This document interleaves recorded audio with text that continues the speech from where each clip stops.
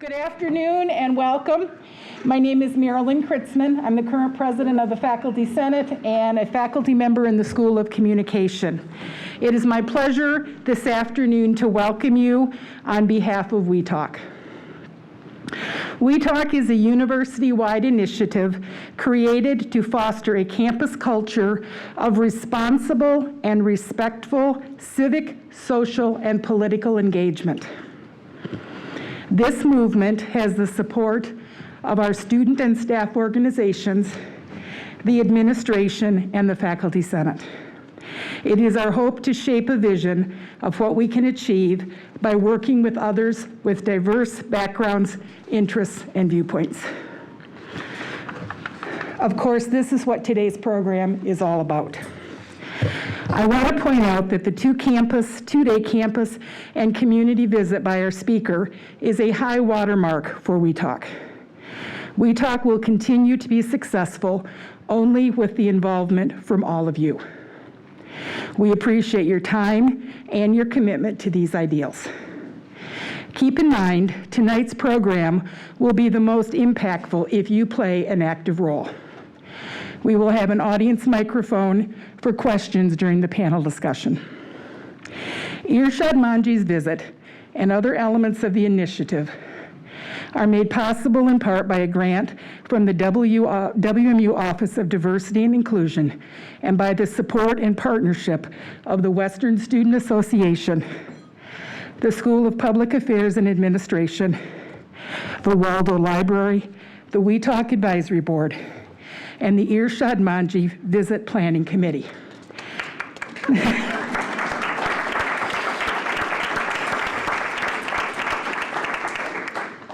A shout out goes to our book partner, This Is a Bookstore. They have a table set up here and signed copies of Miss Manji's book, Don't Label Me, are available for sale after the program. Without further delay, let me clear the way for University President Dr. Edward Montgomery, who will introduce our speaker. Dr. Montgomery encouraged the We Talk Advisory Group work 2 years ago, and even with the headwinds of COVID and the variants, have made programs like this challenging members of the WMU community and have made this work a priority. Please welcome to the stage, Dr. Montgomery.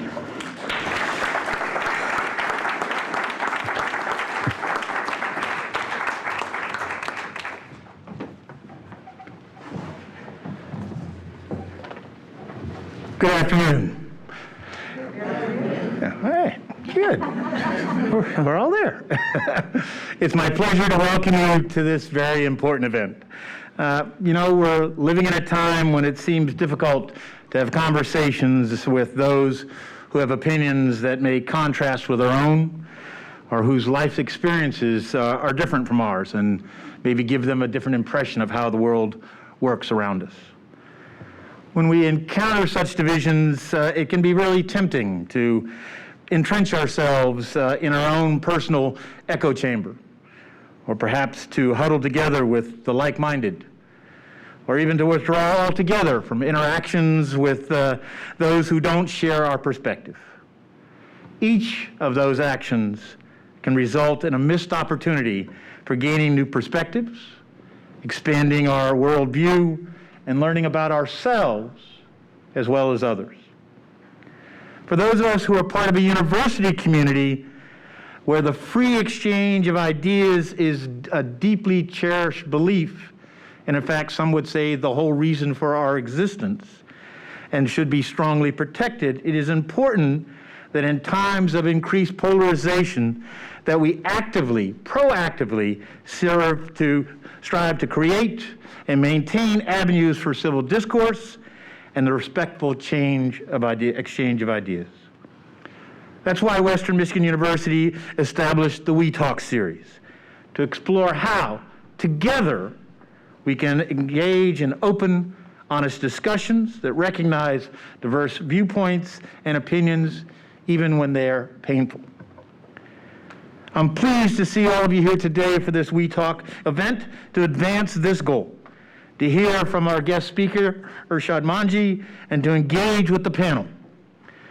Whenever we come together in a spirit of understanding with a desire to learn and to build community with others, we strengthen our own community and demonstrate to the larger world that it's not impossible to interchange and have conversations with people. And in fact, doing so is productive and beneficial for everyone.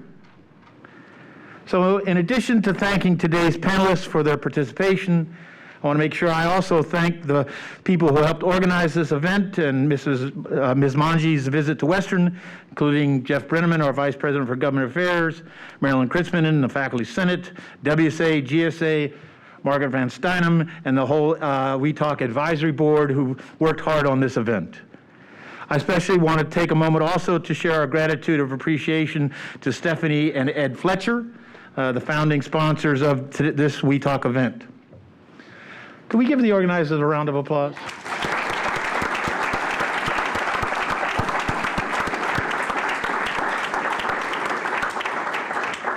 So at this time, I'd like to introduce our special guest for today's discussion. Irshad Manji is an educator, a New York Times bestselling author, and founder of the Moral Courage Project, an organization that seeks to help people turn disagreement into engagement and shared action. Her 2003 book, The Trouble with Islam Today, A Muslim's Call for Reform in Her Faith, has been published in more than 30 countries. Her more recent book, Don't Label Me, invites the reader to reconsider how they look at identity and how they think about others in a way that is humble, joyous, and humane. She's a fellow at Oxford University's Initiative for Global Ethics and Human Rights, a former visiting professor at New York University, an outspoken speaker, an author who challenges others to do what's right in the face of fear. Please join me in welcoming Ms. Irshad Manji to Western Michigan University.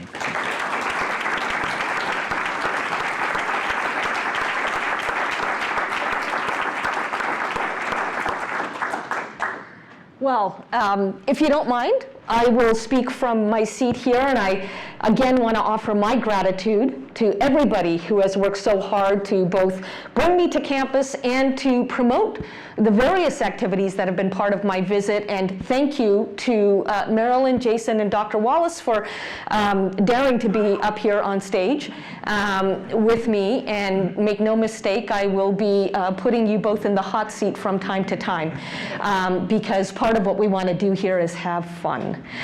If we can't have fun, I can't be part of your revolution. It's just that simple.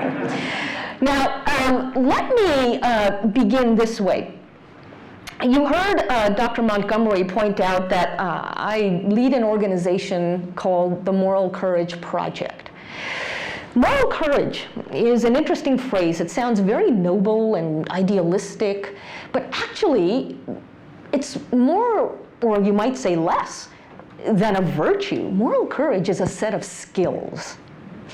And it's a set of skills that allows us to have constructive conversations about contentious issues. And why bother having constructive conversations? Talk is cheap, they say. Well, I used to believe that talk is cheap, and I've come to realize it's anything but. Because anything worth doing is going to be challenging. And if you want to get buy-in for what it is that you're hoping to do, you're going to have to get other people on board. And that means action must be preceded by dialogue. And the kind of dialogue in which more people than not feel heard because they are heard. I want to tell you two stories as we enter into the panel discussion. So you know that I wrote this book called The Trouble with Islam Today. Provocative title on a polarizing issue. That was in 2004.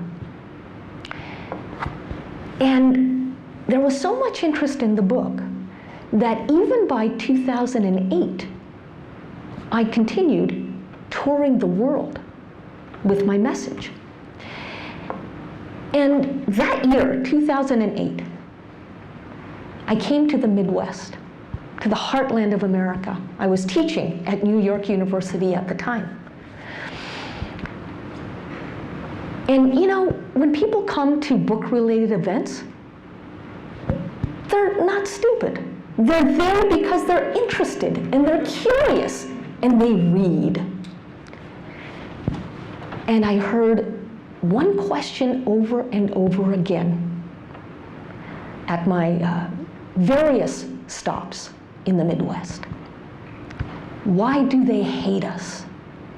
Why, Irshad, do they hate us? Now you might be surprised to know, they wasn't in reference to Muslims. What I was actually being asked repeatedly is, why do all of you on the East Coast hate us in the Midwest? 2008, 1 year before the Tea Party was officially launched. And when I got back to NYU, I sat down with my dean, wanted to debrief him on the tour. And before I could begin, he asked me a question.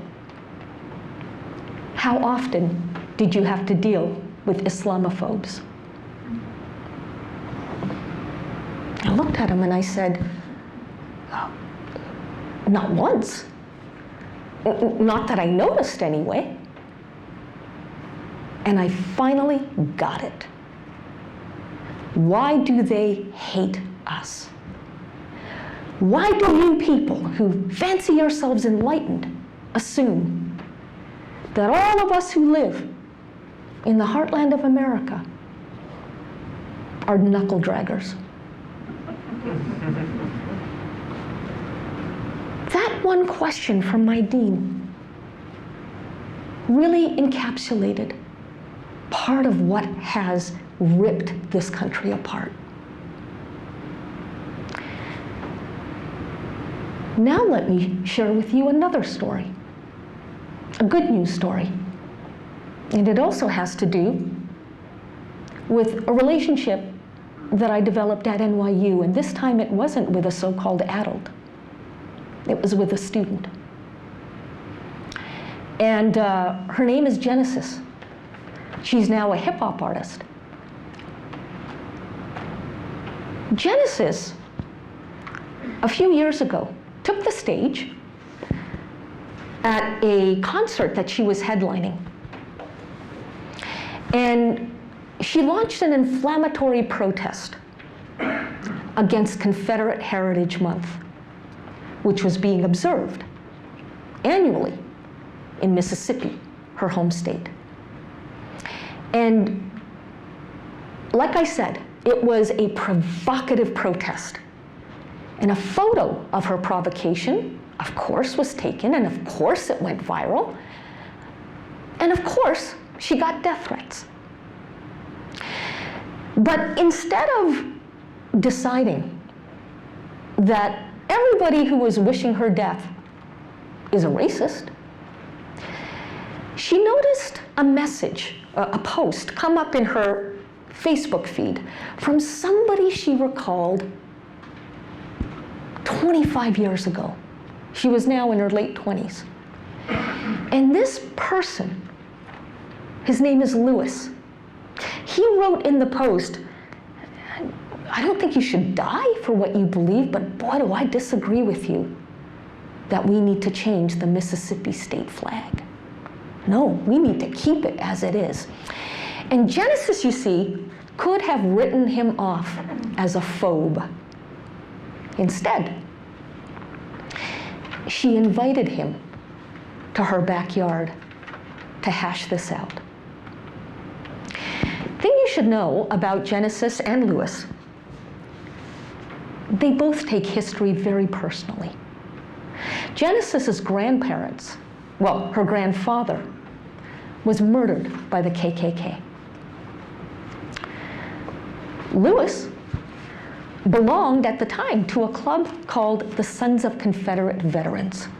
He was very proud that his ancestors fought on the side of the South during the Civil War. For each of them, history was not an abstract set of lessons. It was personal. You can see already the odds against having a constructive conversation about such a highly emotional issue. So, what did Genesis do? She poured him a glass of lemonade. They sat at a round table, and she started by asking him a question. How does this issue make you feel? Didn't strain his brain, touched his heart. He said, it makes me feel like I'm at home. And then he asked her, what about you? And she said, this issue, the flag, it makes me feel unwelcome, even though I am at home. And that set the stage for a sincere 3-hour conversation. And by the end of the conversation, here's what's interesting. Lewis didn't change his mind about the flag. He still wanted it to stay as is. But he did change his mind about Genesis. He realized he actually cared more about her than he did about the flag. And he told her at the end of that conversation, you know, after your inflammatory protest, I was really upset. But I think I've gone from being upset to truly respecting why you take the position that you do. And he still hadn't changed his mind.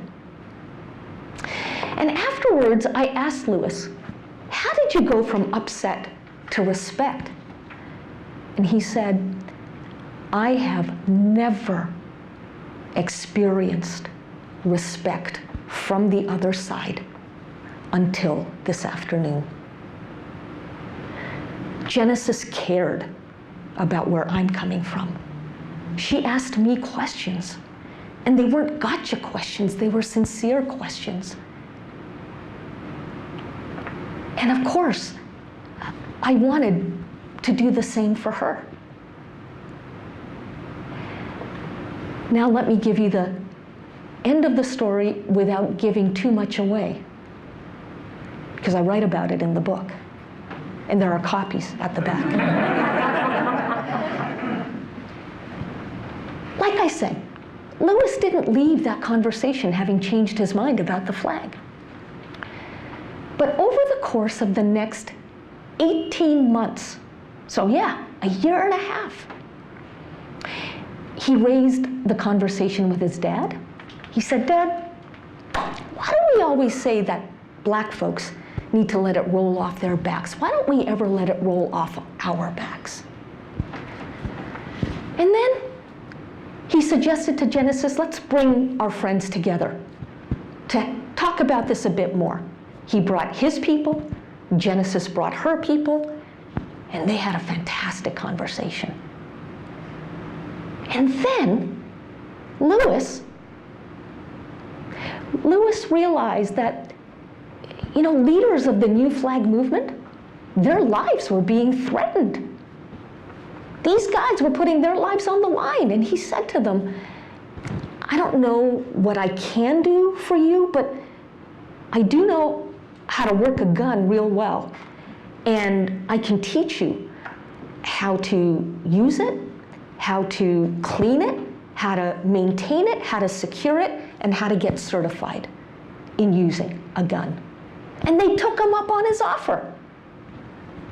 And he got to know them.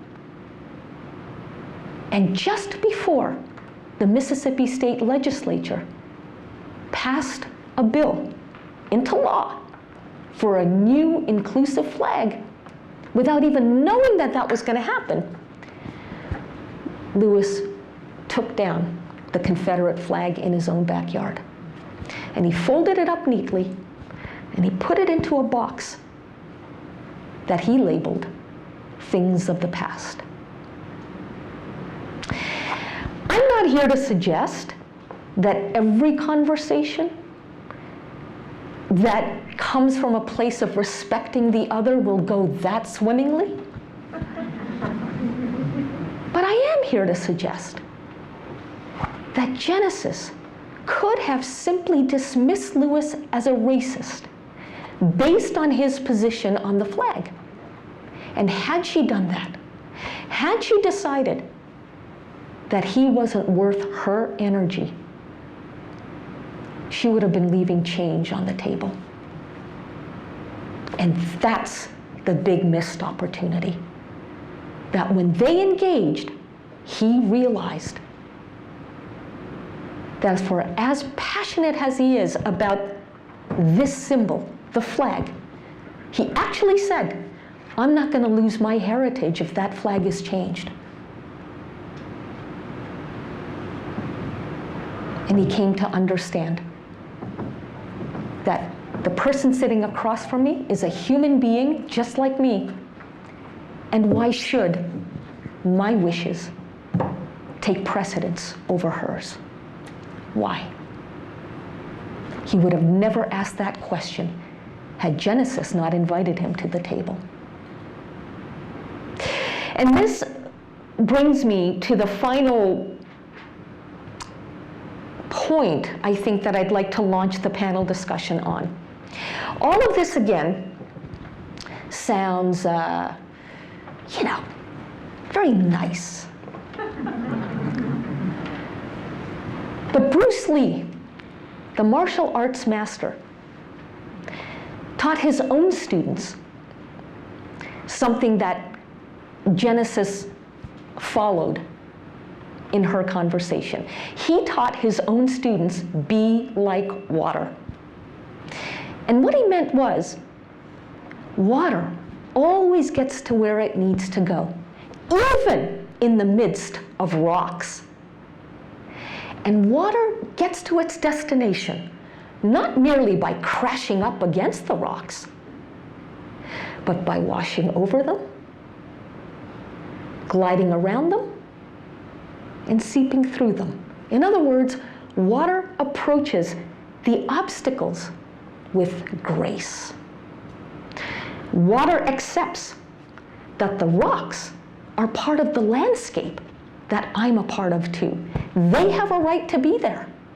I can't demand that they go away. I can't wish them away. So I'm going to have to deal with them. But that doesn't mean I have to oppose their presence. It does mean that I've got to be agile in their presence, which is precisely what Genesis was.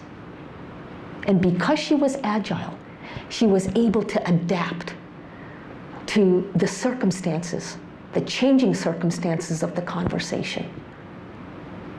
Be agile, not fragile. That's the message with which I would like to launch this panel discussion. On that note, Jason, you're here. You have a really interesting story to tell about viewpoint diversity, meaning diversity of viewpoints. And I'll just initiate the audience with this observation. You have been targeted by cancel culture on the right. It's not just a left-wing phenomenon. It's also a right-wing phenomenon. Tell us your story. Well, it is ironic that, given my side complains about cancel culture the most, that there's quite a few snowflakes on the right as well. Watch the labels, Jason. Touche. I was born and raised in Michigan, and a little by way of background, my father, who's from Montana, went to D.C. and ended up coming to Michigan to work for George Romney. And he ended up as a staffer at the Michigan Republican Party, where he met my mother, who was a staffer for the First Lady, Lenore Romney. So my parents met at the Michigan Republican Party in the 60s. I was born in 1970, and my father, from 1969 to 79, was the executive director of the state party. So I grew up in the Republican Party headquarters. I walked my first precinct at age 6 years old here in Kalamazoo for then Congressman Gary Brown. And so, I've always been involved in conservative politics throughout my life, including while I was here at Western. I should say, by the way, I'm proud that Western has taken the lead on this. And for those who knew me during my undergrad years, they'd be shocked to see me sitting on the stage talking about anything with authority. And I left the state in 1995 and worked in national politics in Washington, D.C. and in California. And a little over a year ago, my wife, who's from Michigan as well, and a Western grad, she and I and our son decided to move back to Michigan. And I had taken a sabbatical from politics because I just wasn't enjoying it anymore, frankly. It's gotten so nasty, so vitriolic, and not just between the parties, but within the parties. And I would not be what you call president of the Donald Trump fan club, and so I just decided to take a sabbatical and moved to Michigan, and my intent was to re-engage with the Republican Party in a post-Trump era to try to shape it in the way that I thought the Republican Party, who I believe the Republican Party is. And I got a call in January from the incoming chairman of the state Republican Party asking me if I wanted to have my dad's old job. And I thought, one, of course, the novelty of having my dad's old job I couldn't ignore, but it was a great way to reconnect with political leaders in the state and I think play a role in trying to build the party back in the image that I would like to see it. And from the day I got there, I was under assault from grassroots activists whose offense, or the offense that I had committed, was in an article in Politico in November after the election, had said that the election wasn't stolen, Donald Trump blew it. This was a winnable race that he blew because he ran a terrible campaign and did things to drive swing voters away from him. Now, pretty much anyone with a brain, I think, would agree with that conclusion. And it wasn't a commentary on how I felt about Donald Trump. It was as a political professional looking at a campaign that I saw this guy squander the assets that he had to be successful had he chosen to do those things. I don't think that's something that someone on the right should be mad at me about. While I'm not a fan of Trump, I liked Trump policies. And I often said, when supporters of Donald Trump, the man, realize that supporters of Donald Trump's policies are not their enemies, we should be able to coexist. Well, you can't. You have to be 100% demonstrating your fidelity to Donald Trump, and you have to 100% believe that the election was stolen. And there is no middle ground in there. And so I did commonly refer to these folks as snowflakes because I just couldn't believe how triggered they would get at the idea that I wouldn't subscribe to something that I knew not to be true. And so after 6 months in the position, which was plenty, believe me, the chairman and I had a meeting and I offered my resignation, and I feel like I got out of there just in time. Okay, we're going to pick up on some of what you've said here once we hear from Dr. Wallace. And Dr. Wallace, you lead an institute here on campus about race and ethnic relations. And yet, one could argue that you defy any assumptions that go with that image and the labels that people would put on that image. Tell us more. Absolutely. You said you were going to get provocative, so here we go. And there goes my phone, but I'm not worried about that. Aw, thanks. There you go. So my name is Dr. Luchara Wallace, and I am the director, as Irshad said, of the Lewis Walker Institute for the Study of Race and Ethnic Relations. But I have to come before you today and say, just because I'm the only black woman on this panel, and because I'm black does not mean that my sole focus is to only address issues around race and ethnicity. Because when we talk about diversity, it is so much more than that. And I think that one of the things and one of the elements that we frequently get hung up on is color. And like what we see, as if that defines solely who you are. Because one thing we know is there's so much more difference amongst our individual groups than there is across groups. Case in point, I am the director of an institute on race. Anyone that really knows what race is knows that it is a construct that does not exist. Now, President Montgomery, I love my job, I'm not trying to lose my With that being said, it has been so drilled in us that the color of your skin, that the body that you're in dictates who you are, what you are, and the value that you are or that you contribute to our culture, that's something that I've had to grapple with. And I shared, case in point, being the director of the Institute, immediately following George Floyd's murder last summer, I had some choices to make. And for me, I was like, okay, I have this job, I have this position, this institute has a purpose and a function, and I think we have to say something. But what do we say? How do we go about doing it? And for me, I had to think long and hard about what was going to be the next right step. Number one, I had to think about what is the next right step, because I wanted to make sure that I was doing what I'm supposed to be doing as the director of an institute on race and ethnic relations, and we're talking about a very racially driven, loaded, vitriolic type of experience that just occurred in our country. The other thing that I had to think about was, if I take a stand, if I begin to host and sponsor conversations, am I putting my family in danger? If I do what I think is right, is someone going to try to hurt my children? Is someone going to come and attack my husband? Is someone going to come after me? Like, is my house safe? Because we all know we were all at home in 2020. So you could find me. And so I was like, wow, what does taking a stand really mean? For me, taking a stand was, let's have a conversation. And let's have a conversation that I know is going to be difficult amongst populations of individuals that I think is going to be difficult. But if we don't have this conversation, then all that's going to happen is we're going to get in our head, we're going to get in our mind, we're going to think about what we think that we know, and then we're not going to grow from there.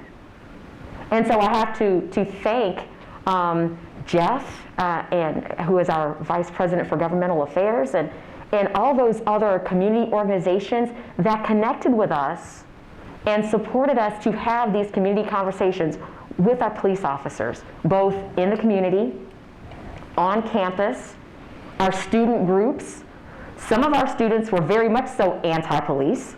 Some of our students were very much so pro-social justice. And as a moderator, then of course I had to bring in some of our leaders, right? Some of our senior thinkers who have been through and lived through the civil rights movement, and said, okay, so what does this really mean in our community? What does this look like? And again, I had to question, is this the right time? Is this the appropriate thing to do? But what we found after a series of about 4 conversations was that's just what our community needed at just that time. And you know what else I learned? It was okay for us to not agree in every area, because that's how we get our dialogue started. We didn't shy away from the conflict. We ushered it in, but we ushered it in with dignity, with respect, and with questions. And I think that that's kind of my story for right now. Yeah, great. I do have a question for you. First, though, I want to turn to Jason. You know, one of the reasons I love your story, apart from the fact that it's highly entertaining, and it is that it goes to show that the label Republican doesn't capture every Republican, right? The thing about labels is that it's not that they are a problem in and of themselves. Look, even if I say that they're a problem in and of themselves, the fact is that our brains label because they need to make immediate sense of what is around us.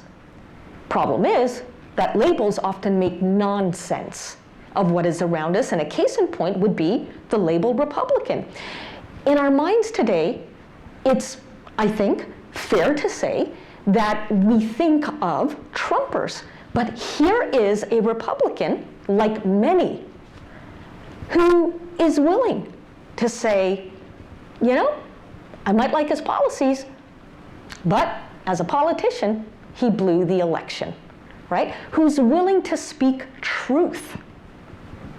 That's not readily what comes to mind these days for a lot of people when the label Republican is used.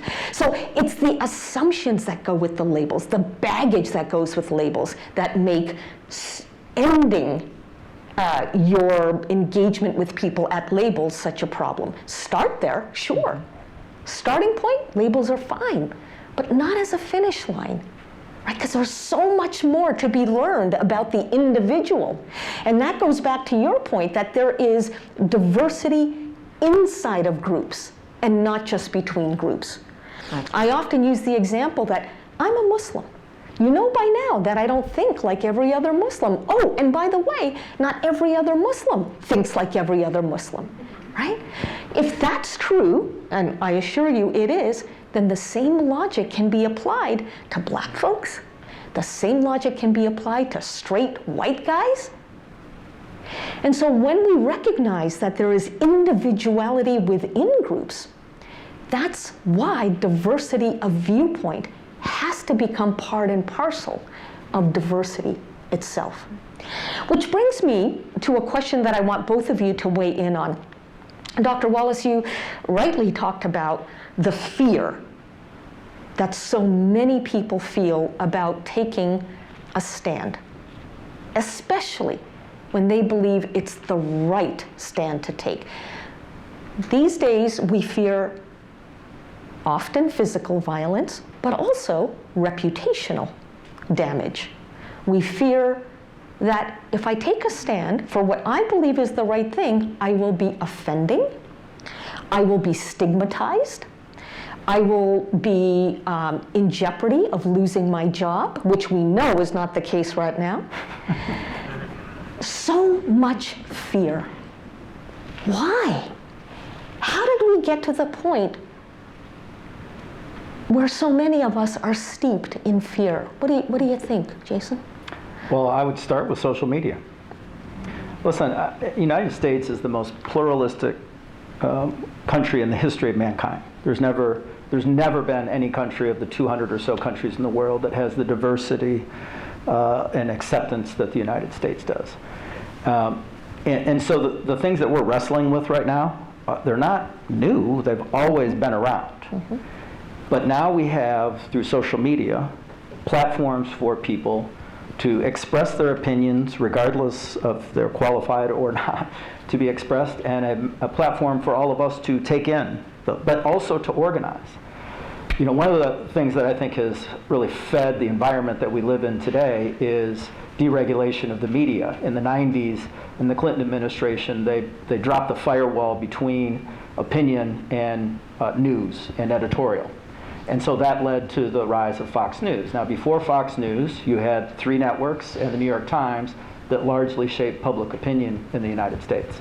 And while I, as a conservative, didn't necessarily like that left of center tilt that shaped the national dialogue, there was at least some vetting that had to occur for news to show up on those airwaves and on those pages. And that left of center perspective made a lot of people mad. I still remember being a student here at Western in 1992 during the Bush-Clinton election and screaming at Dan Rather on the television for his left-wing bias. So it's a real thing. You know, we didn't just all of a sudden get mad at the mainstream media. We've been mad as long as I've been walking this earth about the way the media treats the conservative point of view. But that led to Fox, and that gave Fox this conservative audience that Roger Ailes brilliantly exploited. And then NBC figured out, well, there's a liberal audience too. And so now you've got 2 cable networks that are pandering to a right-wing and a left-wing constituency. And you know, now we have others. We have OAN, and CNN has gone pretty hard to the left when they used to be, you know, center to center left. But then you throw social media. And so people like me that were screaming at the TV in the early 90s, you know, fast forward 20 years, now we can find like-minded people that are just as mad.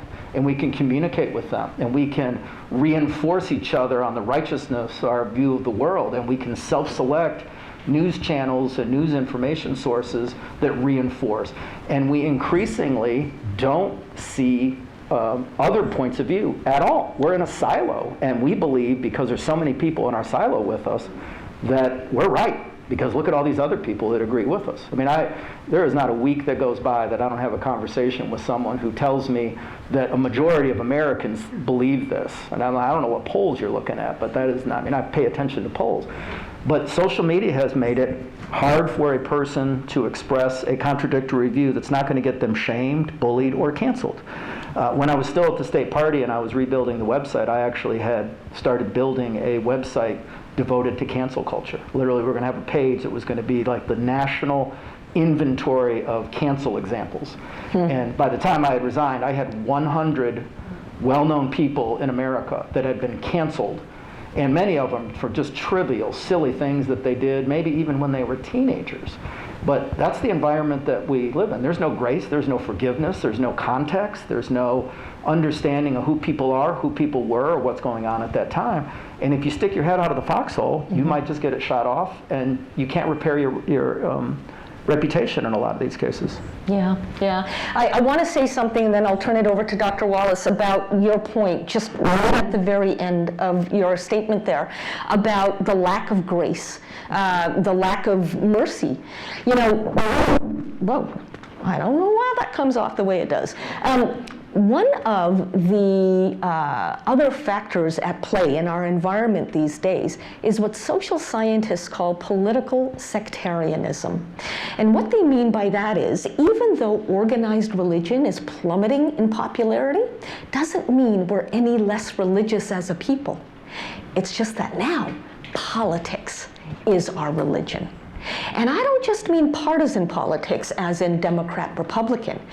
Even, as you now know, within those two parties, there are factions, right? And the more factionalized a group is, the more Puritan it's going to be, because, you know, they need to prove that they are right. So within, for example, certain climate change or movements to combat climate change, if you don't toe the line 100%, you're a heretic. You are out. Within the, you know, pro-Trump movement, if you don't toe the line 100%, you are out. And that goes to show just how religious these politics can become. But unlike organized religion, and I swear to you, I never thought I'd see the day when I'm defending organized religion, and yet here we are. That's the absurdity of the moment we're in. I'm going to defend organized religion. Unlike organized religion, which preaches mercy, which preaches grace, which preaches compassion, not always practicing it, but preaching it, there is no room for grace or mercy or compassion for the so-called heretic within political sectarian movements. First of all, Dr. Wallace, you have contact with activists a lot.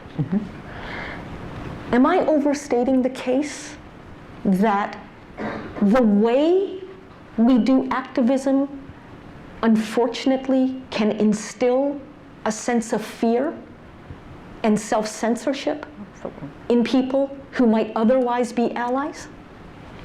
You're not overstating it. I think that not only are you articulating it well now, but you also said a statement in your book, and I'm not going to give you all of it, but you just have to get this one little taste.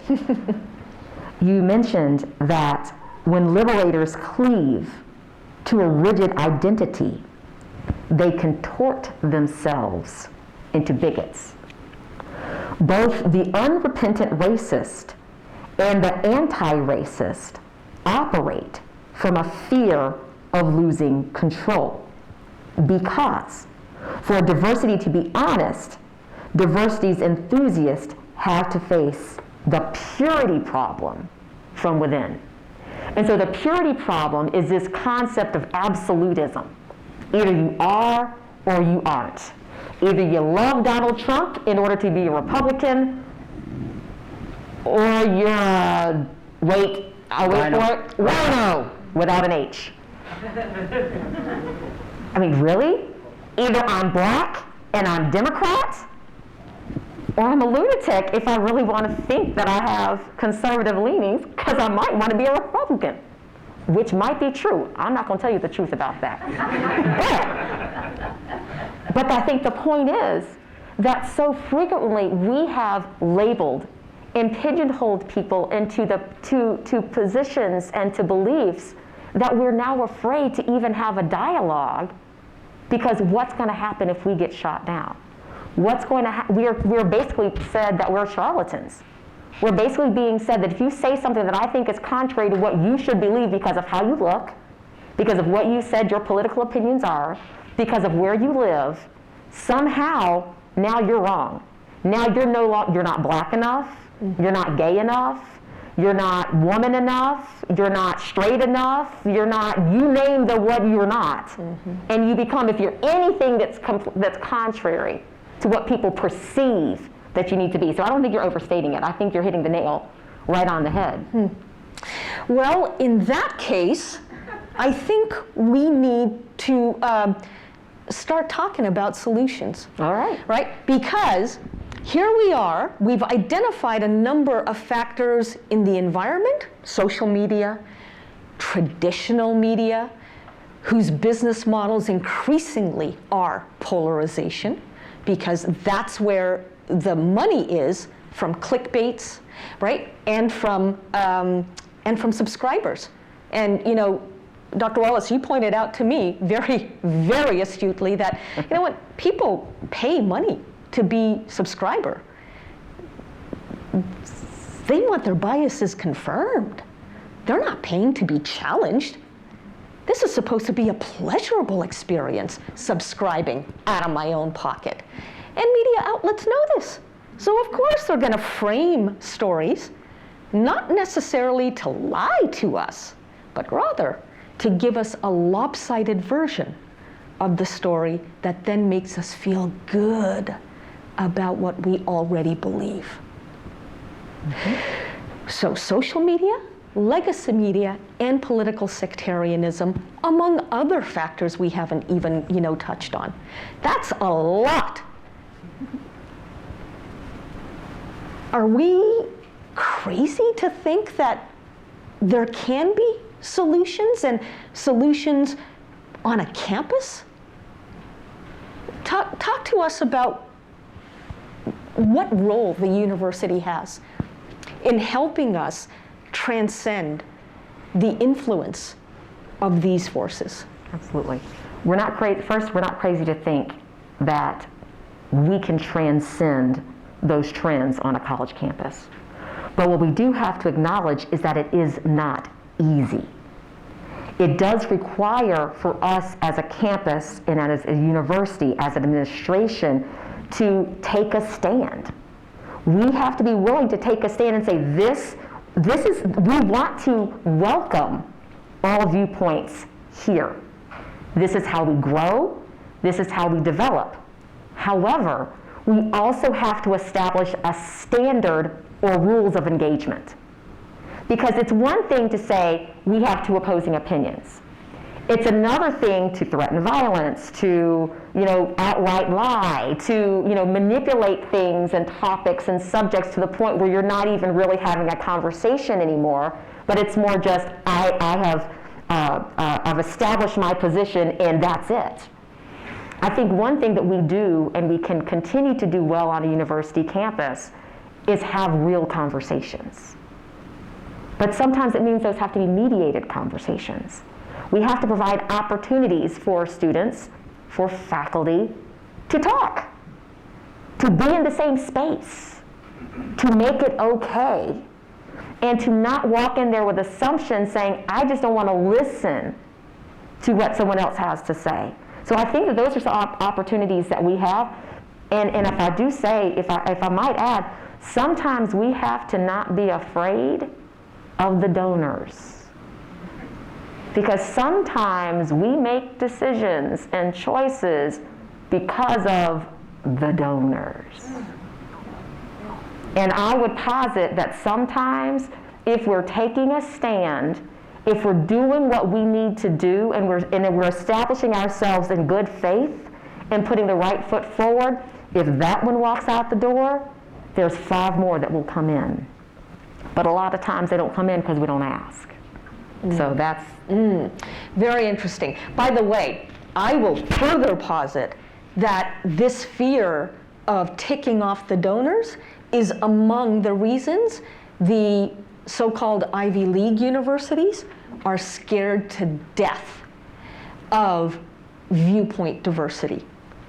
And frankly, they're also, I will further posit, scared to death of what I call their prestige customers, namely students of color, whom they need and want and use in order to burnish their reputations as inclusive places.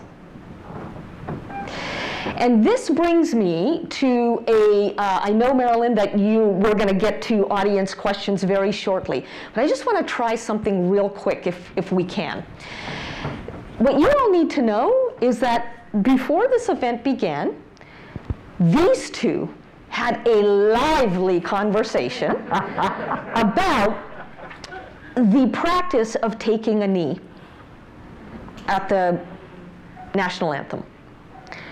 And they disagreed. And I want to ask Jason, what does it mean to allow for a diversity of viewpoints, let's say on a university campus, when a decision has to be made about, in this case, whether players can take a knee? It's one thing to say they have the right to. It's another thing for people who firmly, like you, disagree with that practice to say, yeah, they have a right to, but what about what I think? What does it mean, in your view, to give people with your perspective voice? Well, I think first I want to elaborate on my perspective. Again, going back to the pluralism of the United States, to me, the national anthem has always represented a hymnal in a church that we are all congregants in. It is a time that every one of us, regardless who we are in this country, stands up and sings a song. It is a place of unity where it doesn't matter who any of us are.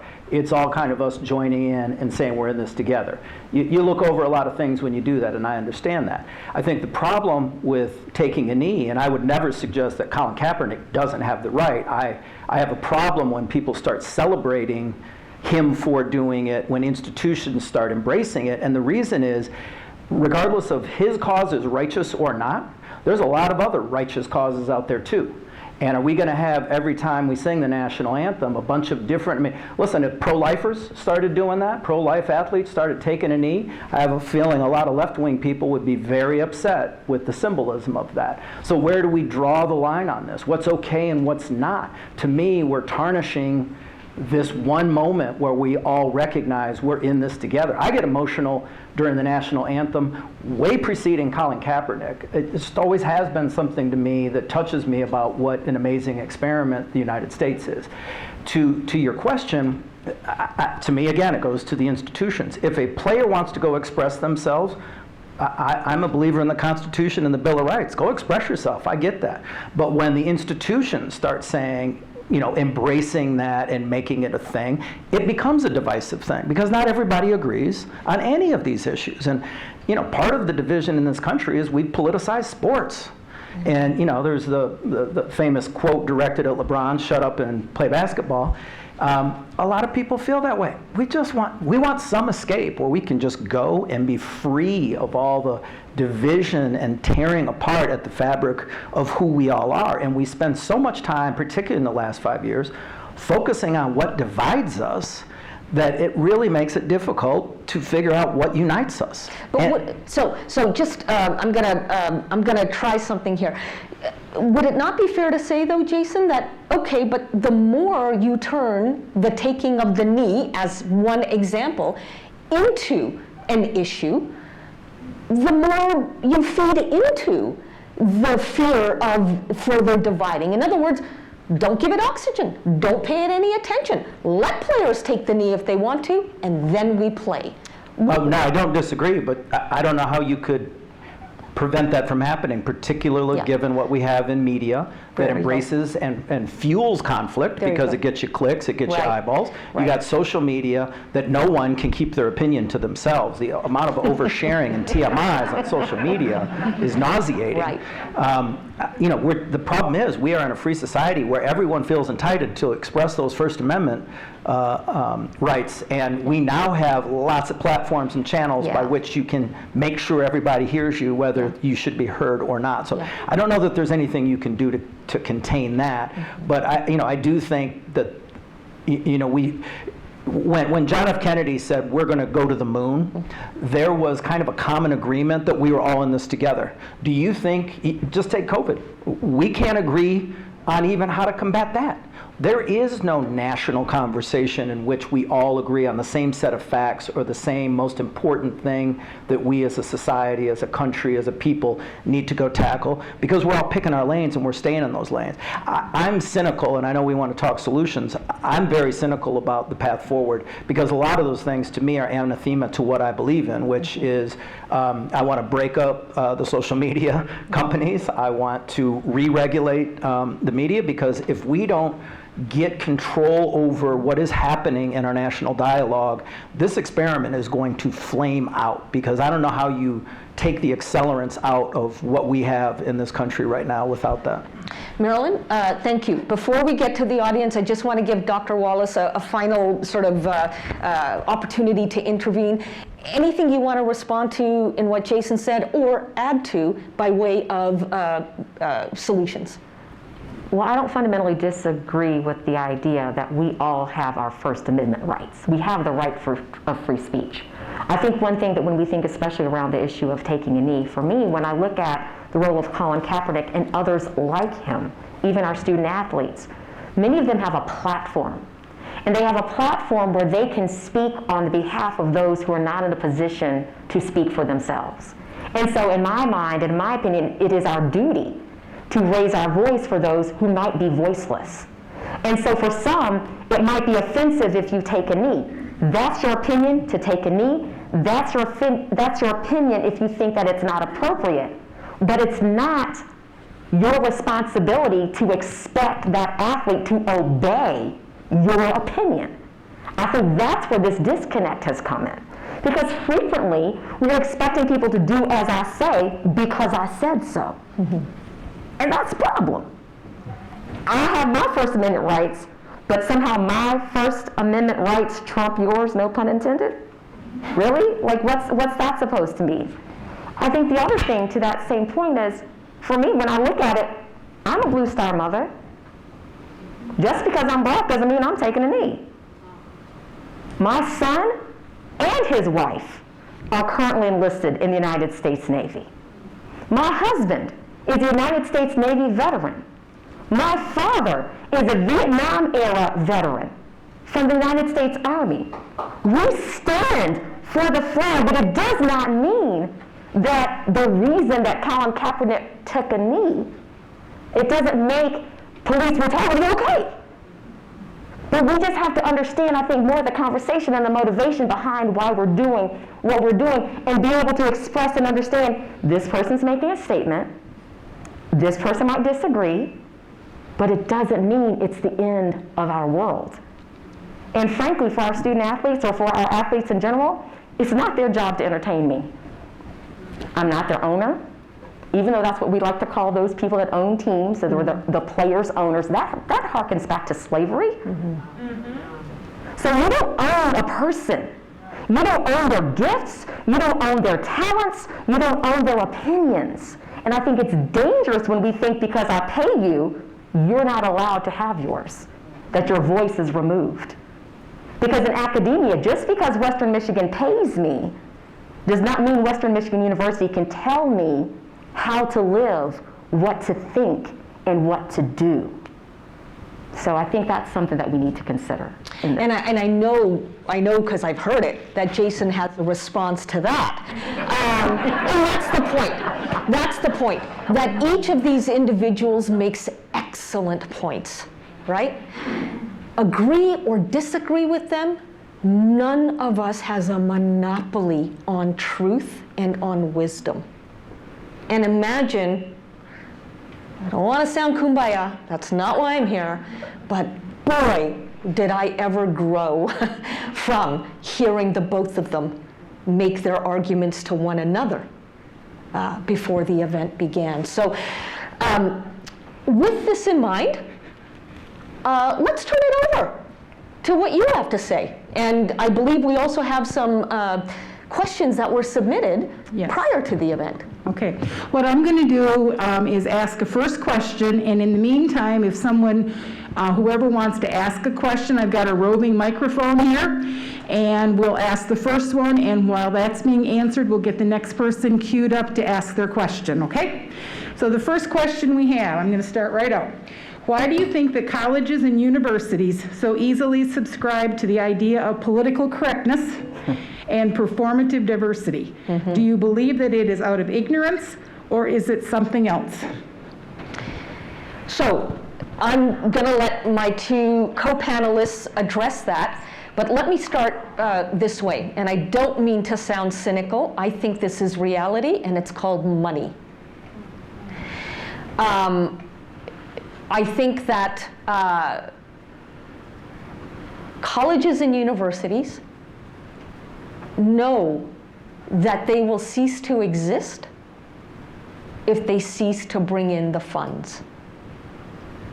And so whether it's donors, whether it is, again, what I call prestige customers, who can be used, manipulated, to then appeal to yet more donors, whether it is the money brought in from the huge industry of college sports, I think it comes back to money. And so with that, if you buy that, and that's if, the real question is how cool is it that a university like the one whose campus we are on today would dare to defy the money trail? But I'm with Dr. Wallace when she says, actually, you don't have to defy it when you speak the truth. You just find different donors. And I think you're absolutely right. Over to you, Jason. Why do so many universities and colleges subscribe to what might be termed political correctness? I think maybe at an administrative level I agree with what you're talking about, but I think at a faculty and a student population level I don't. I think that's a culture thing. I'm not going to demystify anybody's preconceived notions that college faculties are predominantly liberal. And you can tell when someone has a center-right or even controversial graduation speaker scheduled, faculty senates voting whether symbolically or, I don't know if they have binding authority at different institutions to reject those speakers, but that happens frequently. But you also have, and I think it was Winston Churchill who said, if you're not a liberal when you're young, there's something wrong with your heart, and if you're not a conservative when you're old, there's something wrong with your brain. Young people are overwhelmingly liberal. I think in the times that we are right now, where we have, probably the most accelerated change, cultural changes that we've ever seen. The only parallels I could even, point to would probably be the 60s. I don't think that it's any accident that the previously worst generation in the history of the world, the baby boomers, are the parents of the now worst generation in the history of the world, the millennials. Funny coincidence, isn't it? But whether it is the advancements in culture when it comes to LGBT, the ideas of diversity where you now have every corporation is focused on diversity, the media, try watching a television. I just watched the reboot of Fantasy Island, and the first 5 episodes, there was one white male, period. They got rat-a-tat-too, which broke my heart, but I know that's not politically correct. But we've got all the societal change going on, and that's the students. And so it's college institutions have become illiberal. These are supposed to be the places where we exchange ideas and we're provocative in challenging people's preconceived notions or their upbringing, their culture, their religion, all those things. And we're not doing that anymore. It is a one-sided conversation, and it's not just that you must be center-left, you must be progressive. And it's trendy to be progressive. I mean, to be a conservative now on a college campus, there's probably, it's like being a leper today. And so there's no sympathy for anyone on the right. You are considered to be basically a bad human being if you are on the right, and you are made to feel that. So it goes to your previous question about just expressing yourself at all, because how you are treated for identifying as a conservative in public is not a very warm, embracing feeling. Yeah, and by the way, for the students in the audience, you have no idea what you've missed out on with the old fantasy island. You really don't. Tatu, as he called Tatu, right? He has a French accent. Tatu was a dwarf, and he was like one of the stars of Fantasy Island. And after the Love Boat, that was my Saturday night. Dr. Wallace, how do we at least try harder than is happening in most places right now to ensure that conservative voices are not just being given a forum, but that are respected, which is not the same thing as agreed with, but respected. That whoever it is who has a conservative point of view, you belong here. Yes. How do we do that? I think it takes like institutes like mine. I think it takes all of us to bring speakers in, to have real conversations. And I know you keep hearing me say have conversations, but really I think one of the best ways to learn from other people, to be able to really hear someone else's opinion, is not necessarily in a large forum such as this, but it's really those more intimate, smaller conversations, those smaller opportunities where you can really hear someone's story. Before I had a chance to meet Jason, I really didn't know who Jason was. And so to hear more of his story, I might have had some assumptions, like if you would have said his name and given me his label, I might have had some assumptions. But after talking to Jason, I want to hang out with this dude more. Like, I have so many questions, like I really do. Like and it's just for me, I want to grow. Like I can grow from talking to him. You might think that we're sitting on opposite edges because for some reason we can't tolerate sitting next to each other. No, that's not the case. Right. But I think that that's what we have to do as an institution. That's what we have to do as institutions, provide those opportunities, and especially those of us who serve in that capacity as professor, as instructor, as facilitator, as director. We have to promote and provide those opportunities for our students, because often, because of the current social media and political climates, they may not naturally gravitate and have those conversations for themselves. So we have to facilitate those opportunities. Yeah, great. Okay, got a question here? Hey, good evening. My name is Matt Delacruz. I'm a recent graduate with a master's in political science. I'm also a former Marine with 2 tours in Iraq. And like Jason, I'm fairly cynical about the project we have going on. My question is in terms of incentive. What incentive is there to engage in a very pragmatic conversation? For example, from a liberal leftist point of view, one may argue they have the universities, they have the education, they have the entertainment, they've got a number of institutions. One would argue just about every important institution in the country. On the other side, conservatives have very little in the way of power, and if you look at it as if it were a culture war, the war is not going well. What incentive does a liberal have to enter into a dialogue when the war seems won? And on the other side, what incentive does a conservative have to engage in dialogue when it seems the war is lost? Brilliant. Thank you. I'd like to take a shot at the answer, or my answer, that is. Matt, from your perspective, I get why it would seem like many conservatives feel that the culture war is lost and why it would seem that many progressives feel the culture war has been won by them. It is, however, amazing that when I talk to progressives, more often than not, they tell me conservatives have the power, not us progressives, meaning them as progressives. Point being this, one of the incentives that members of each side feel to get engaged is that they want to share more of the power that they feel the other side has a monopoly on. Now, here's why many don't get engaged. Many assume that you don't want to hear what I have to say anyway. So, there's no point in talking to you, or you might feel the same about me if I were on the other side. So instead of talking, I'm going to holler. I'm going to yell.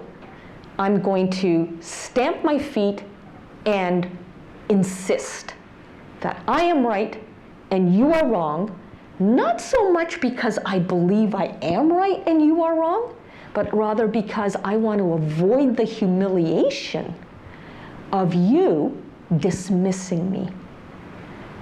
So I'm not even going to want a conversation.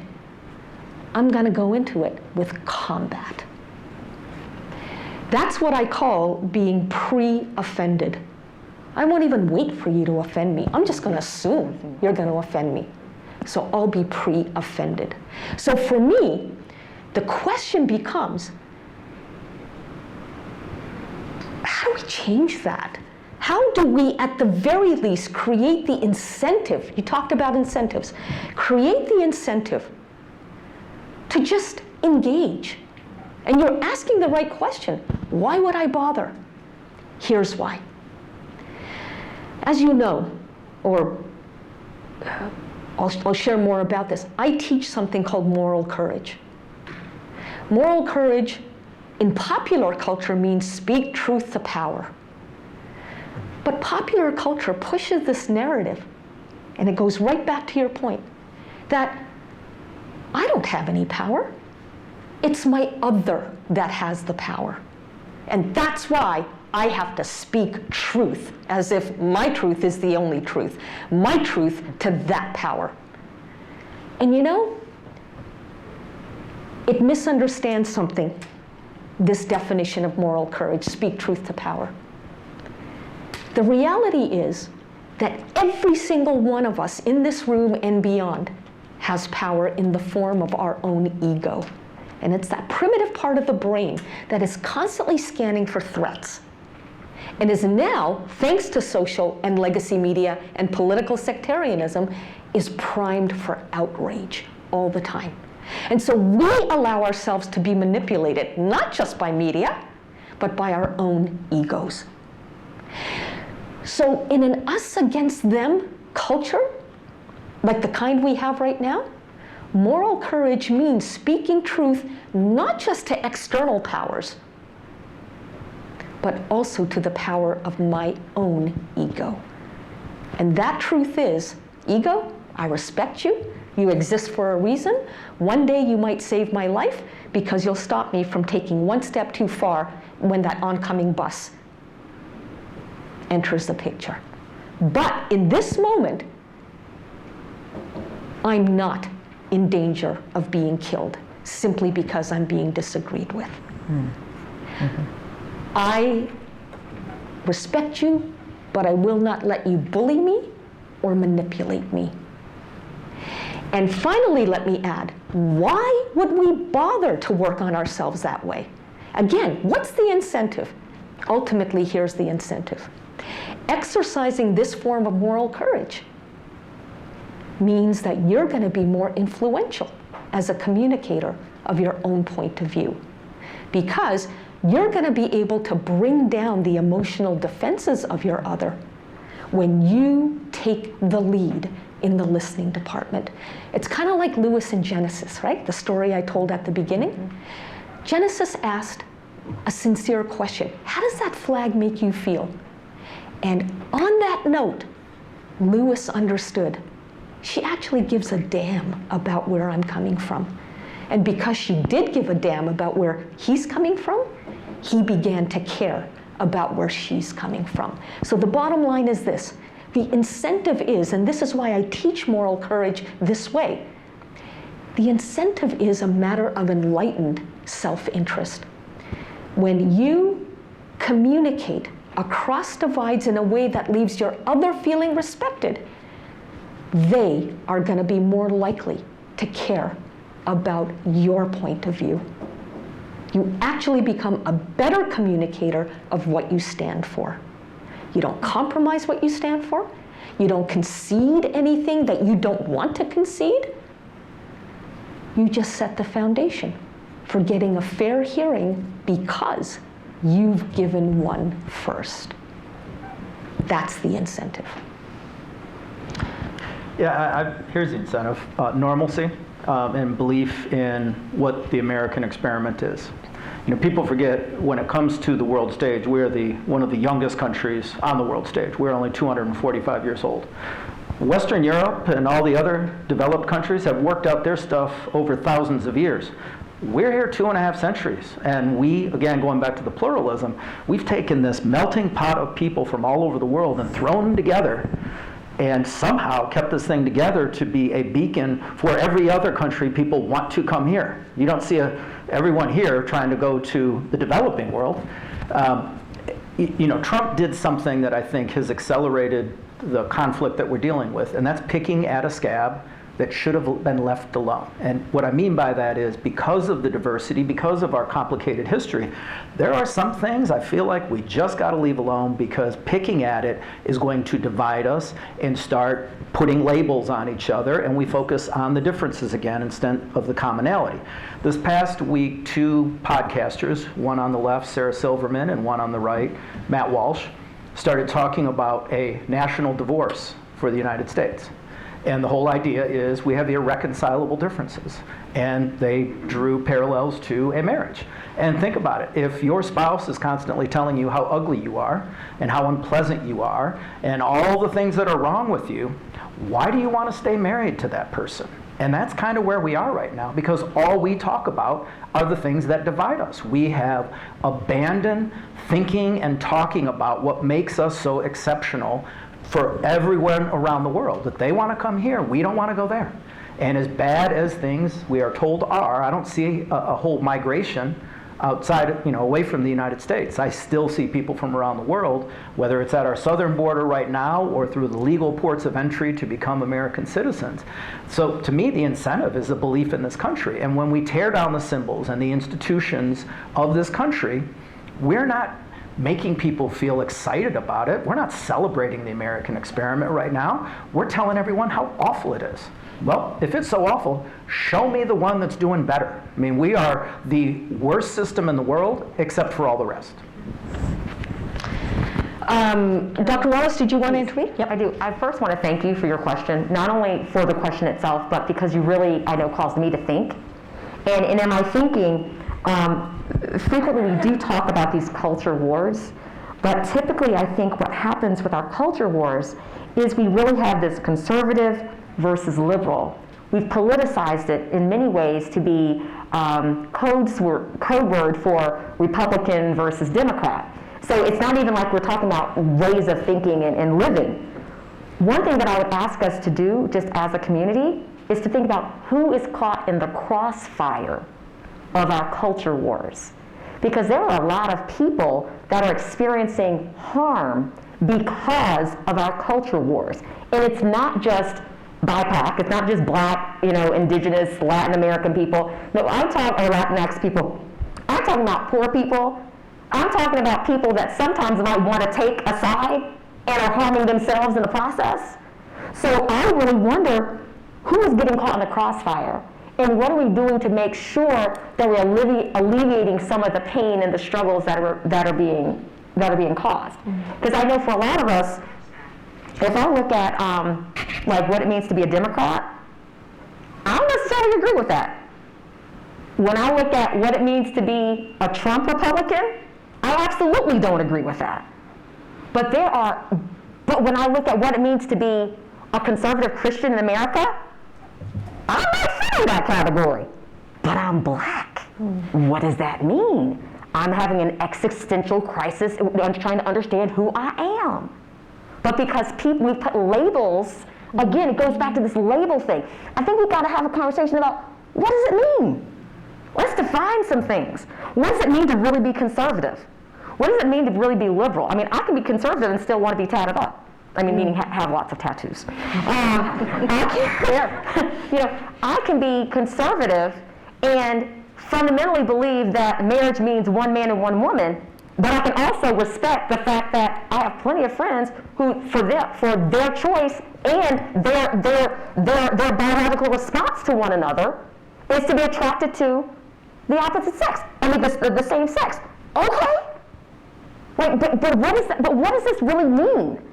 And I think that that's one of our challenges right now. We've got these assumptions about what it means to be conservative, what it means to be liberal, what it means to be a Democrat, what it means to be Republican, and we're not considering the true definition. And I think that that's another point for me that I think we really need to get to. And I really want to have some more conversations like that, where we're really looking at who's winning and who's losing. We have another question. Hi, my name is Faith. I'm a freshman here. As similar to most people in my generation, I'm on social media all the time. And the most common thing I see when a conversation is starting to happen is, no, I don't need to talk to you because you're a hateful person. And they automatically assume that based on the fact that they're Republican or they like the Mississippi state flag or something like that. How do people like me or other people on social media break that and say that they're not hateful and you should have that conversation? So I will tell you that I also experiment with inclusive tactics on social media, but not inclusive to the point where I have to be defensive.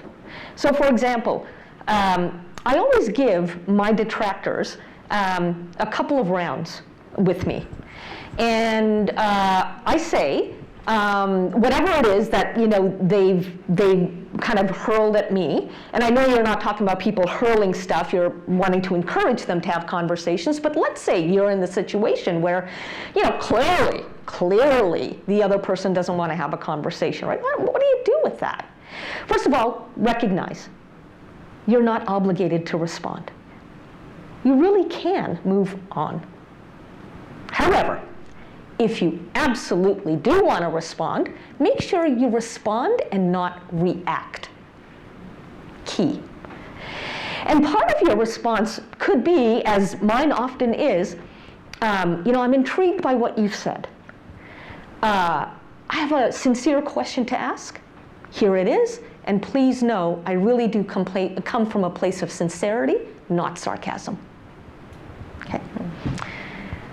That often lowers emotional defenses, and often I get, a quite reasonable and surprised response from my detractor. Now, there are times when I don't, and they're still quite hostile. So I say, this is the second round, and I say, I hear what you've said. I'm not sure I agree. Here's another question I would have, based, not just picking it out of thin air, but based on what you have responded to me. Then, because you're not here to become someone's pen pal, right? You can close it off. This is the second round of interaction. You can close it off by saying, I'm going to give you the last word. That immediately telegraphs, I'm not going to keep going back and forth with you, but I'm secure enough in who I am that I'm going to give you the last word. And then you have to stick to it. Whatever it is that they say in response, Do not respond or react. Move forward.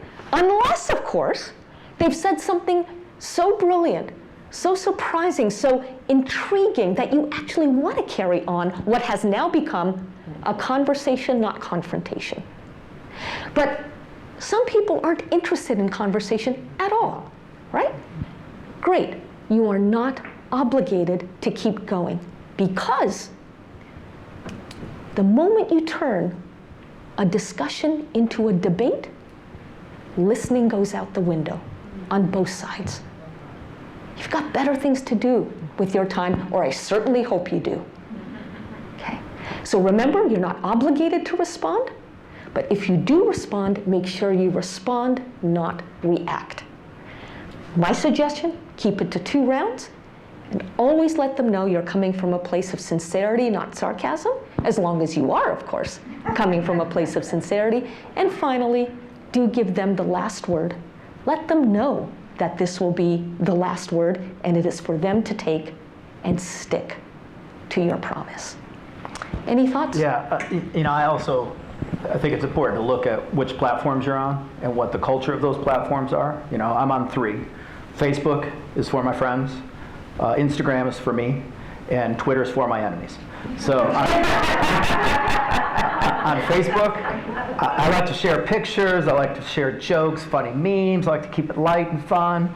On Instagram, I don't really share much on there to be a voyeur and just look at things that make me happy, and you don't get a lot of politics. Twitter is an absolute dumpster fire of idiocy where you're not changing anybody's mind. That's people just emoting and trying to show off. So I would never engage in a Twitter fight. I throw bombs, and if people say anything mean to me, I just block them and move on. But what I do on Facebook, and particularly over COVID, because one stereotype that I do fit is my posture on COVID and how we've handled this, I have very thoughtful conversations with my left-leaning progressive friends. And I have a surprisingly diverse group of friends, given my background and the profession that I'm in. And I would get sometimes, poked because of my views. And I tried not to be polarizing in the way I presented them, but tried to be very fact-based in comments that I would make. And what I would do is just rationally have a conversation in that string.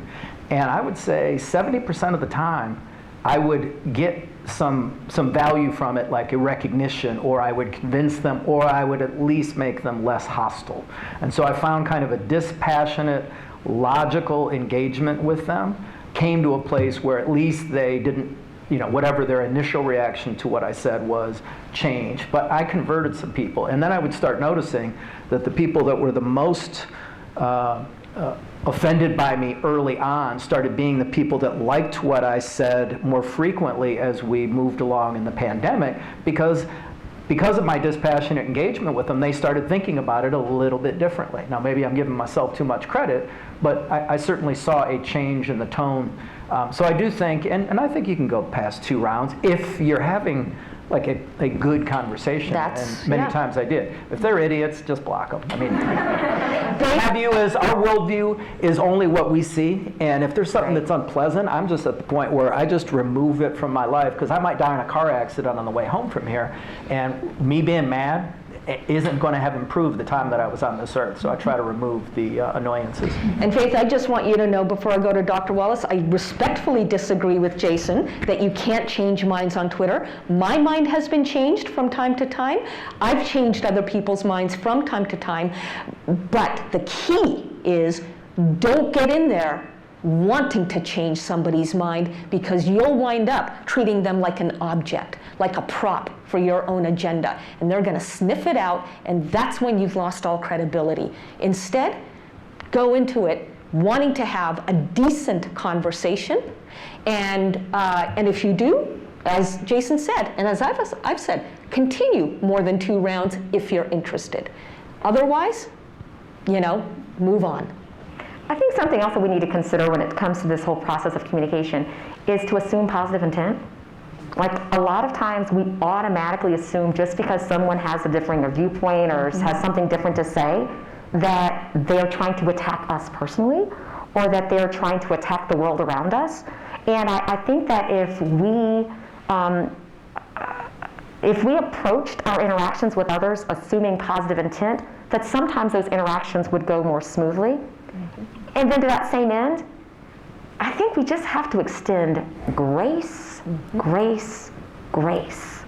Because a lot of times people are trying to say things and everybody isn't as articulate on typing out, especially when you're limited with the number of characters that you have access to. And there's no tone. And then, there's no tone, you can't see their face. You know, I think sometimes we don't have the context, and so things get lifted out of context and we're making assumptions that people mean things that maybe they don't mean to mean. They don't mean what they're saying in that way. Sometimes we make foibles even when we talk. We might misspeak, but it doesn't mean we hate all of one group of people. It just means we misspoke. And I think we just have to extend grace, grace, grace. Do it with me. Grace, grace, grace. Because sometimes that's all we have left to keep us sane. Beautiful, beautiful. Okay. We have time for one more question from the audience, Right here. and then Irshad is going to go to her 5 tips that we want to talk about, and then we'll conclude. Thank you. My name's Gary Kushner. I'm an alumnus of Western a long time ago. In his recent book, Professor Adam Grant talks about a study at Harvard. That's a long-term ongoing study where 2 students are brought in on opposite sides of a controversial issue. And he talks about, in one case, anti-abortion and a pro-choice student. And as they're given a charge that if they can come to a consensus statement in 20 minutes, it'll be posted on the website. On the way in, 2 groups of students. One is given bullet talking points of their point of view, and the other group of students is given the gray area, what he refers to as the gray areas on that controversial topic. The students who were given the bullet points supporting their point of view were able to reach a 20-minute consensus statement a little over 40% of the time. The students who were given a gray area, these are the gray areas in that topic, were able to get a consensus statement 100% of the time. And it seems to me that what you're talking about is exactly the solution of being able to understand that we don't get locked into our, whether it be left, right, Democrat, Republican, or whatever position, but we need to learn the techniques, and I'm very interested to hear your 5 points of how do we engage, or maybe disengage from the way we've been doing it and relearn new skills. Oh, I love how you just articulated that.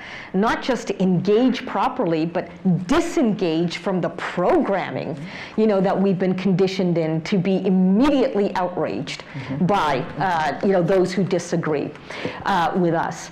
Well, this is where I come to suggesting that for all of the cultural forces that are at play, social media, legacy media, and its business model of polarization, and political sectarianism, we actually have the opportunity to outwit, outsmart those cultural forces. And I want to position it this way. If you're tired of being manipulated, being treated like a pawn for other people's agendas, the way to outwit those agendas is not to fall into the same us against them trap. That trap gives oxygen to your adversaries. That's what they want. Instead, you disengage from that trap with grace. People today don't know what to do with grace if all they want is a fight. But they sure know what to do with grace if they're really interested in resolving the situation at hand. And so, here are the 5 tips that constitute what I call the moral courage method of communicating across divides. And Margaret has kindly put a handout on everybody's chair. So you've got a reference, a tip sheet to turn to after tonight. Tip number 1, breathe. More importantly, breathe deeply. Because when you take just one deep breath, you're slowing down the blood rush in your body. And you're actually feeding your brain the oxygen it needs to transition from the hyper-emotional ego brain, the primitive part of the brain, to the more rational, evolved part of the brain, where reason and emotion coexist, rather than emotion being bulldozing reason out of the picture, okay? Breathe deeply, even just once. You'll be amazed at how much better and more confident you feel about having some self-mastery as you enter into a conversation that is already becoming contentious. Number 2, before diving into the differences that you have with the other, find commonality. Now, what if you don't know anything about the other except the fact that you're disagreeing? Here's one thing you can count on. You're so much more than meets the eye. Lord knows each of you has already proven you are so much more than meets the eye, and guess what? That is exactly the same for everybody else. Our labels simply do not capture our experiences, the interpretations we have for those experiences, the insights we've gleaned from those experiences, and our ideas for what to do with those experiences. You just don't know. You might know what someone is. Doesn't mean you know who someone is. So start off the conversation by pointing out, look, I know we're disagreeing on something that we both feel passionate about, but I also know that you're so much more than just this disagreement. So I'm not going to judge the totality of you based on this issue. Can we agree that you too will not judge all of who I am based on this one issue? Can we at least agree to that? More often than not, that other person is going to be relieved to hear it, because you know what? And I mean this quite authentically. Unless they are a sociopath, okay, they don't want to be judged, especially by people who don't know them. Instead, they want to be heard. You can count on that. Tip number 3.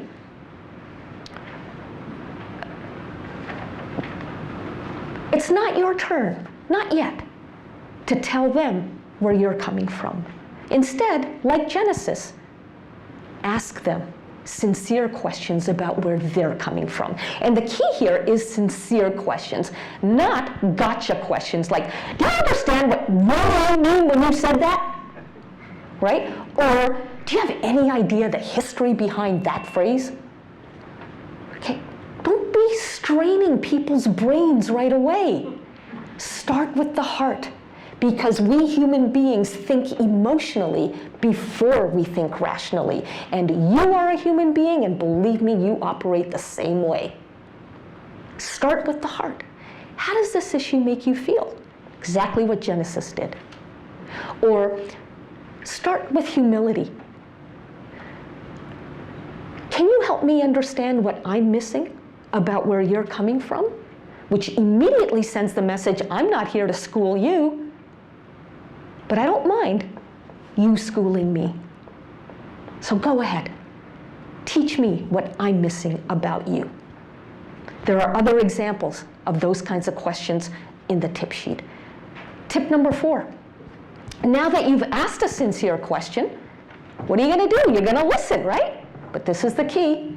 Listen to understand, not to win. Folks, I cannot emphasize enough that the point here is not to change their mind. The point is to understand why they believe what they do. And here's the beauty. When they see that you care, just like Lewis saw from Genesis, when they see that you care, they're much more likely to care in turn about where you're coming from, right? And that leads me to the final tip. And this is a doozy. This is a beaut, I tell you. Ask one more round of questions, and here is the beaut. There's a 3-word phrase that research shows breaks people open. Tell me more. Tell me more about that commentator you love listening to. Tell me more about the book that you just mentioned that has so influenced you. Tell me more is unassuming, it's inviting, and it telegraphs that you still have the floor. I'm still listening.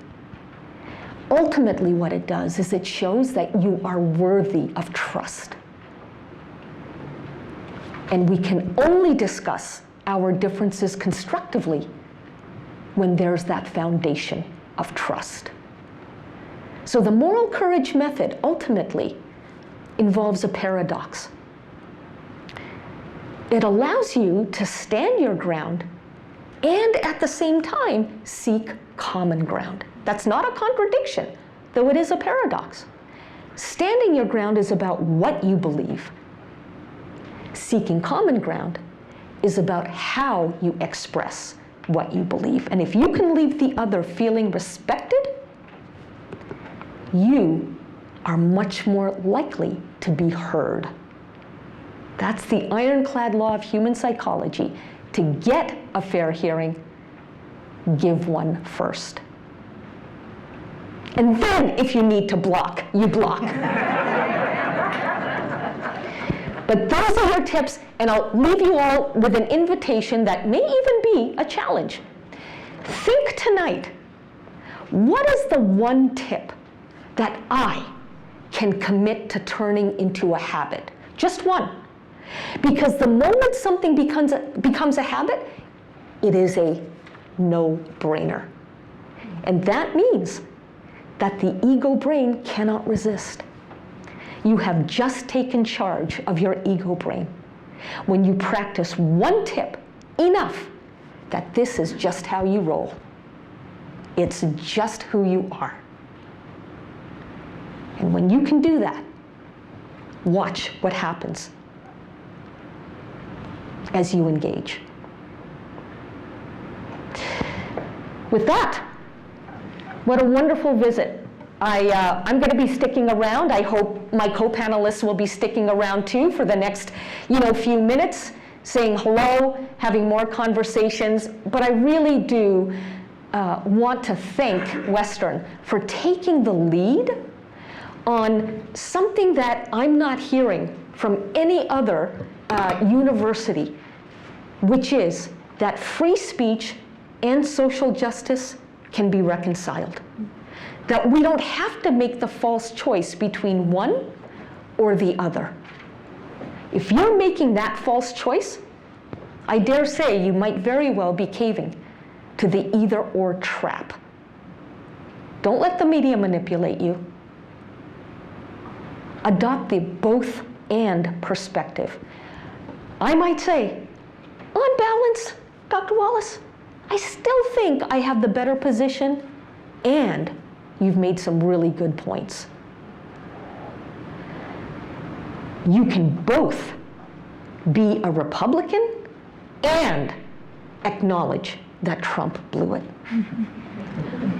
Both and rather than either or. And this is what Western has captured over these last 2 days. I really look forward to staying involved in creating with Western a movement among universities that are tired of being exploited and duped by the media framing of either or. Let's outwit it with both and. And I hope to help Western lead the way. Thank you again.